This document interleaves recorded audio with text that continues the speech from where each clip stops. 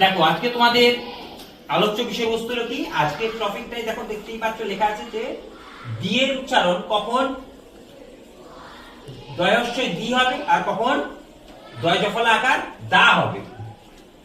বোঝা গেল? আজকে তোমাদের আলোচ্য বিষয়বস্তু কি, যে টিএইচই আমরা হচ্ছে সবসময় কি বলি, টিএইচ কে কখন দি বলি কখনো দা বলি, এভাবে সব মানে একটা ঘেটে যায় আর কি, তাই তো?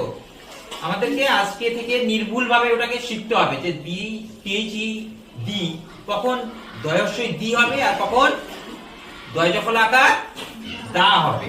তাহলে আমি এখন তোমাদেরকে বোঝাচ্ছি।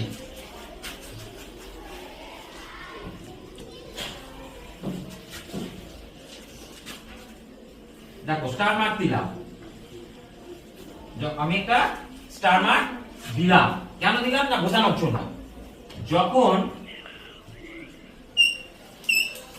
দি টিএইচই কোন ভাওয়েলের আগে বসে,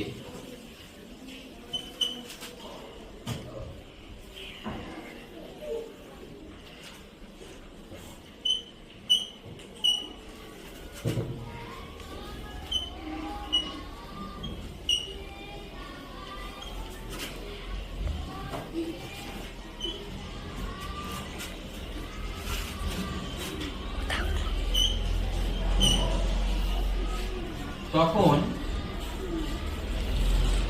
টিএইচই এর উচ্চারণ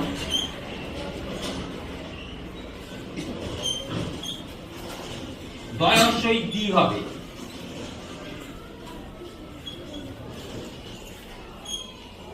দেখো আমি কি লিখলাম আরেকবার বুঝিয়ে দিচ্ছি তোমাদের।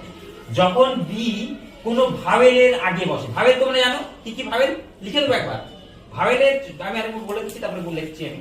যখন দি টিএইচই দি যখন কোনো ভাওয়েলের আগে বসে তখন টিএইচই দি এর উচ্চারণ কি হবে, দয়স্বই দি হবে। ভাওয়েল তোমরা জানো, ভাওয়েল একবার লিখে দিচ্ছি। ভাওয়েল গুলো কি কি, ভাওয়েল হলো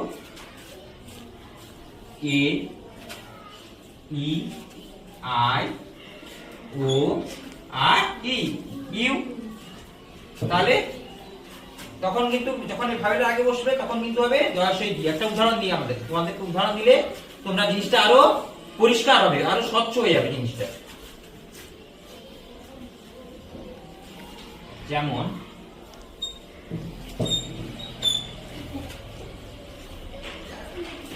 টিএইচই কি হবে, তাহলে দয়স্বই দি।